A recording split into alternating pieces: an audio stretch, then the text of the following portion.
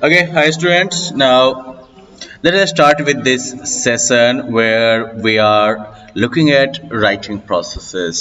Okay, अब देखो आप लोग जब भी राइटिंग करते हो या राइटिंग के बारे में जब हम बात करते हैं तो कभी भी लिखने से पहले ये जानना जरूरी है कि हम क्यों लिख रहे हैं।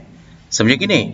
क्योंकि पर्पस के हिसाब से ही किस पर्पस से लिखा जा रहा है उसी हिसाब से उसी आधार पर जो है राइटिंग का स्टाइल तरीका बहुत सारे जो है टेक्निकल एस्पेक्ट्स इसके वो सब बदलते रहते हैं। तो पर्पस ऑफ राइटिंग के हिसाब से अगर कहो तो हम बेसिक जो एक डिवीजन कर सकते हैं वो हो गया, एक तो हो गया तुम्हारा writing to entertain. Writing to entertain के अंदर क्या आता है? नैरेटिव राइटिंग, डिस्क्रिप्टिव राइटिंग, ये सब आ गया। जैसे कि आप स्टोरी वगैरह ही अगर आप लिखते हो तो वो किस कैटेगरी में चला गया? वो जो है आपके नैरेटिव राइटिंग का हिस्सा हो। हाँ, स्टोरी वगैरह नैरेटिव राइटिंग का हिस्सा हो गया। उसी में हो सकता है कुछ डिस्क्रिप्शन वाला भी पार्ट हो, राइट? या बहुत सारे लोग जब अपना ट्रैवल राइटिंग भी लिखते हैं तो उसमें भी क्या होता है, कुछ नैरेटिव पार्ट होता है और बहुत ज्यादा जो है डिस्क्रिप्टिव वाला पार्ट होता है, जहां पर आप चीजों को डिस्क्राइब करते हैं कि वो जगह कैसी थी, वहाँ के वहाँ की जो है हवा कैसी थी, एटमॉस्फेयर कैसा था, वगैरह वगैरह। दूसरा जो है राइटिंग टू इन्फॉर्म। अब जैसे कि आप कभी कोई सामान खरीदते हो या किसी दुकान पर जाते हो तो वहाँ पर आपको ब्रोशर मिलता है, राइट? ब्रोशर पर जो है उस पर्टिकुलर प्रोडक्ट के बारे में या उस कंपनी के जितने भी प्रोडक्ट्स होंगे उन सभी के बारे में आपको होलसेल जो है जानकारी मिलती रहती है।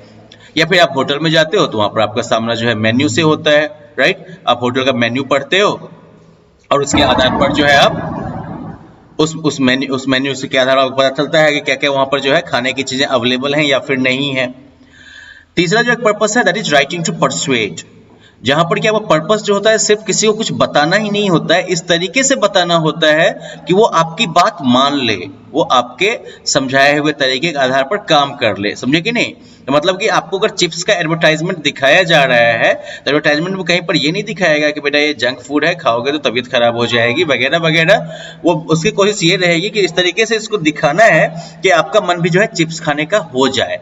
That is what advertisement is. या फिर आप स्पीचेज वगैरह सुनते हो, अभी मान लो इलेक्शन का टाइम आने वाला है ना, तो बहुत सारे नेताजी लोग आके फिर से भाषण देंगे, स्पीचेज देंगे, तो वहां पर भी उनका पर्पस क्या रहेगा? उनका पर्पस ये रहेगा कि पब्लिक जो है अपनी वोट जो है वो उनको दे दे। इसके अलावा जो है नॉर्मल आप लोग अगर अपने एकेडमिक पर्पसेस के लिए कहो तो वहां पर आपको आर्गुमेंटेटिव एसे लिखना होता है, जहां पर आपको बताना होता है कोई चीज जो है वो कैसे काम किया या फिर नहीं किया। तो ये सब जो है पर्पस के आधार पर काफी ज्यादा ऐसे पर्पस के आधार पर जो है इस तरह से राइटिंग के अलग अलग टाइप्स हो गए। ओके, अब आगे मान लो कि हम इस बार जो फोकस करने वाले हैं we are going to focus on narrative writing. Okay, हम लोग जो है नैरेटिव राइटिंग पर और पर्टिकुलरली जो हम लोग स्टोरी वगैरह जो होता है उस वाले एलिमेंट पर फोकस करने वाले हैं। ठीक है, तो नैरेटिव राइटिंग की जब बात करो तो इसमें तुमको जो है ओवरऑल तीन चार पहलुओं को आपको देखना पड़ेगा। सबसे पहले प्लॉट। प्लॉट मतलब कि स्टोरी के दरमियान में होने वाला क्या सब है। ठीक है, स्टोरी के दरमियान में क्या सब होने वाला है, राइट? जैसे मान लो कि फिल्मी होती है ना, तो पहले डायरेक्टर जो स्टोरी राइटर होता है वो क्या डिसाइड करता है? अच्छा हाँ ठीक है, एक फैमिली होगी, वहां पर जो हीरो पैदा होगा उसके लाइफ में ये सब होगा, उसके बाद ये सब कर देगा।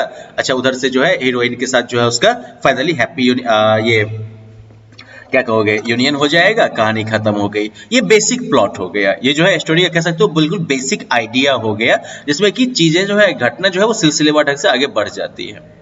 दूसरा पहलू जो हमको देखना होता है वो होता है सेटिंग, कि स्टोरी कहां पर, जो स्टोरी में जो आप घटना बता रहे हो, जिस घटना को आप नरेट कर रहे हो, ये घटना कहां पर होती है, राइट? आई मीन आपके घर पे होती है, चौक पे होती है, बगल के गांव में होती है, 3-4 गांव को मिला के होती है, बिहार में, दिल्ली में, बम्बई, मद्रास, अमेरिका, कहीं पर भी होती है। जगह आपको चुनना पड़ेगा क्योंकि जगह के आधार पर भी बहुत कुछ बदलेगा, है कि नहीं? फॉर एग्जाम्पल अगर मान लो कि आप यूएसए में अगर आपकी कहानी सिचुएटेड है, राइट, तो उसके हिसाब से जो है कैरेक्टर्स का जो है आपको पहनावा भी तो चेंज करना पड़ेगा, उनकी लैंग्वेज भी आपको सोचनी पड़ेगी, वो किस तरह के फ्रेजेस यूज करते हैं ये भी आपको सोचना पड़ता है। तो इस वजह से जो है जगह को चुनना जो है सेटिंग के हिसाब से जगह को डिफाइन करना, प्लान करना इंपॉर्टेंट है।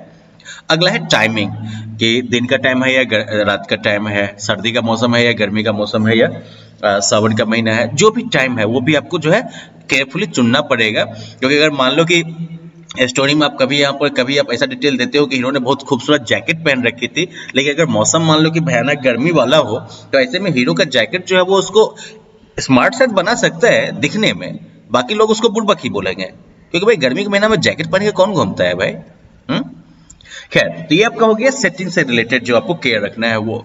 अगला जो पार्ट आता है हमारा, तो बेसिकली हम लोगों ने नैरेटिव में क्या देखा हमने, पहला हमने देखा कि प्लॉट क्या हो गया, plot is casual progression of events, right. What is plot? Plot is casual progression of events.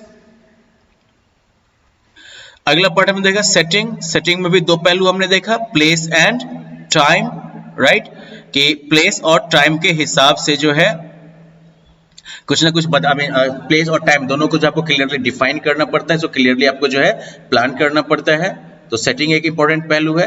अगला जो हमारा हिस्सा आता है नैरेटिव राइटिंग का, वो आता है कैरेक्टर, कि आपके स्टोरी में जो है कौन कौन से कैरेक्टर होने वाले हैं, आपका मेन कैरेक्टर कौन होने वाला है, मतलब किसके साथ घटनाएं घटने वाली है, ये आपको चुनना पड़ेगा ना। हाँ, उसके आधार पर जो फिर दूसरा पहलू आपको ये देखना पड़ेगा कि जिस कैरेक्टर पर अपनी स्टोरी आप बना रहे हैं वो कैरेक्टर जो है वो डायनेमिक है या फिर वो फ्लैट कैरेक्टर है, इन द सेंस कि उस कैरेक्टर में जो है स्टोरी के दरमियान में कुछ बदलाव आता है, उसकी सोच में कुछ बदलाव आता है, या फिर उसके नेचर में कुछ बदलाव आता है, या फिर वो जैसा है वैसा ही रह जाता है, बुड़बक है तो बुड़बक रह गया, लालची है तो लालची रह गया। ये चीज देखना पड़ता है, या स्टोरी पढ़ते वक्त भी आप ये जो है कैरेक्टर्स के बारे में चीज नोटिस कर सकते हो। फ्लैट वो हो गया जो कि जैसा है वैसा ही रह जाएगा, बुड़बक तो बुड़बक, लालची तो लालची, दयालु तो दयालु, चाहे कुछ भी हो जाए उसके साथ। आगे है नैरेशन, कि ठीक है चलो सब कुछ आपने डिसाइड तो कर लिया, प्लॉट आपका तैयार है, आपने सेटिंग सोच रखी है, कैरेक्टर्स आपने सोच रखे हैं, राइट। अब कहानी को सुनाना है, तो सुनाते वक्त भी आपको बहुत कुछ ध्यान रखना पड़ेगा। पहली बात कि आपकी कहानी जो है वो लिनियर आगे शुरू होकर खत्म तक होने तक बढ़ती जाएगी एक लाइन में, लिनियर एकदम से फॉरवर्ड मोशन में, या फिर कहानी आगे पीछे होने वाली है, कि मान लो कि बुढ़ापे में शुरू होगी, फिर थोड़ी देर बचपन का सीन दिखाएगा, फिर बुढ़ापे में जो है किसी से बात कर रहा होगा। अगर आप में से किसी ने लाइफ ऑफ पाई मूवी देखी होगी तो वहां पर आपको जो है ये बैक एंड फोर्थ वाला जो है सिनेरियो मिल सकता है।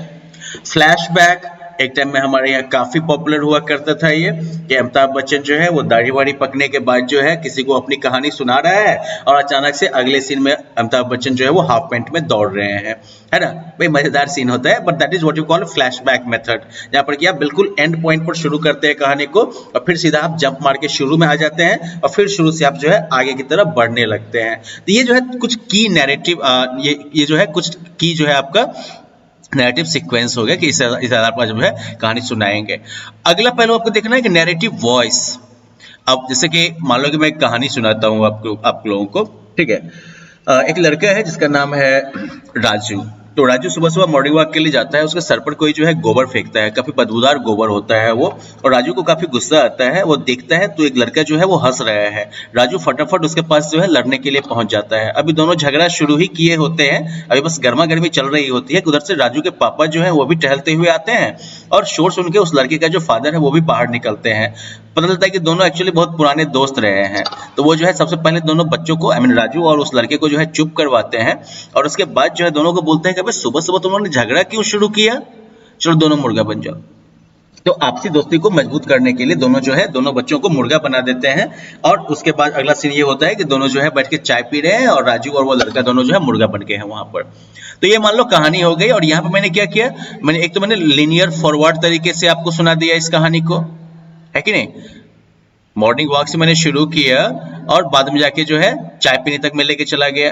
तो ये जो है लीनियर फॉरवर्ड मेथड हो गया। बैक एंड फोर्थ में क्या होता है कि मैं चाय पीने वाली घटना से शुरू करता, फिर जो है थोड़ा सा आपको सुबह का सीन बताता कि राजू बेचारा बड़ा बढ़िया जूता पहन के निकला था आज, जिसके ऊपर जो है लेकिन खैर किस्मत ही खराब थी। या फिर राजू जो है बढ़िया से शैम्पू किया था उसने पिछली रात, लेकिन सुबह सुबह ही जो है गुड़ गोबर हो गया क्योंकि उसके सर के ऊपर गोबर गिर गया। अभी जो है बेचारा जो है झुके हुए वो अपने फादर को देख रहा है चाय चुस्की मारते हुए, और मन ही मन जो है उसके दिमाग में वही चल रहा है कि रात में कितनी ठंड के बावजूद उसने जो है सर में शैम्पू लगाया था। तो ये क्या हो गया, बैक एंड फोर्थ, क्योंकि आपने जो है बिल्कुल आगे वाले सीन को देखा, फिर आप पीछे जाते हैं, फिर आप आगे आते हैं। तो इस तरीके से मान लो कि नरेशन का सीक्वेंस के आधार पर भी जो है अलग अलग टाइप हो सकता है। ये आप जो है स्टोरी पढ़ने के दरमियान भी आपने नोटिस किया होगा, और आप खुद भी जब लिखिएगा तो आप इन चीजों का ध्यान रख सकते हैं कि कौन सा स्टाइल ज्यादा सुटेबल होगा। अगला यह है कि नैरेटिव वॉइस क्या होने वाला है, मतलब जो कहानी जो सुनाई जा रही है ये कहानी किसकी आवाज में सुनाई जा रही है। जैसे बहुत सारी कहानियों में आपने सुना देखा नोटिस किया होगा मैं का प्रयोग होता है, like it was a summer evening and I was standing alone in the middle of that valley. Suddenly, like a strong wind started blowing, okay, and brought some voices. तब यहाँ पर क्या हो रहा है? आई फैक्टर बार बार आ रहा है ना, कि मैं वहां पर खड़ा था, हवा चलने लगी, मैंने ये फील किया, मैंने वो फील किया। तो ये जो है मैं जो बार बार हो रहा है, this is what you call a first person narrative. Second person narrative काफी रेयर है वैसे, लेकिन इसका सैंपल कुछ ऐसा होगा कि गर्मी की शाम थी, तुम अकेले उस पहाड़ उस घाटी में खड़े थे, अचानक तेज हवा चलने लगी और तुमको लगा कि कहीं से जो है कुछ मीठी खुशबू आ रही है ना। तुम्हें अचानक से याद आया कि आज जो है फलाना फलाना फेस्टिवल है और घर पर ये सब बन रहा होगा, तुम बहुत तेजी में भागे वहां से, जो भी हो। खैर ये हो गया आपका सेकेंड पर्सन का एग्जाम्पल। अगर इसी को मैं थर्ड पर्सन में सुनाऊं तो स्टोरी कैसी होगी पता है? गर्मी की शाम थी, वो लड़का उस वैली के बीच में खड़ा था, अचानक से तेज हवा का झोंका आया और उसके नाक में कुछ खुशबू आई। उसको अचानक से जो है अपने माँ की याद आ गई, वो माँ जो कि बचपन में उसको जो है वही पर्टिकुलर स्वीट्स बना के खिलाया करते थे। वो उसके साथ गुजारे हुए हर एक समय को याद करने लगा, उसकी आंखों से आंसू बहने लगे। तो खैर ये क्या हो गया? थर्ड पर्सन नरेशन ये हो गया। लेकिन अगर इसी में देखो तो मैंने अभी क्या बताया कि लड़के के मन में क्या चल रहा है ये भी मैंने बता दिया, उसको क्या याद आया ये भी मैंने बताया आपको। तो ये जो सिचुएशन होता है इसको हम कहते हैं ओमनिसिएंट नरेशन। थर्ड पर्सन ओमनिसिएंट नरेशन का ये एग्जाम्पल हो गया, ठीक है। और अगर मैं इस स्टोरी में बस वही चीज सुनाता आपको जो कि मुझे दिख रहा है, तो ऐसे केस में ये जो है ऑब्जेक्टिव नरेशन का एग्जाम्पल होता है। ओके, तो एनीवेज लाइक आज के क्लास में हम लोग बस इतना पर ही रखते हैं। राइटिंग का पर्पस के आधार पर हम राइटिंग को कितने हिस्से में बांट सकते हैं ये हमने जाना। फिर इसके अलावा जो नैरेटिव राइटिंग के की या मैं कह सकते हो या की पार्ट्स क्या क्या है, की एस्पेक्ट्स क्या क्या है, उसके बारे में हम लोगों ने जो है थोड़ा बहुत देखा है। And in the next class we will like work more with like with narrative writing and everything, but till then just have fun and yeah remember to remember these things. Okay, bye bye.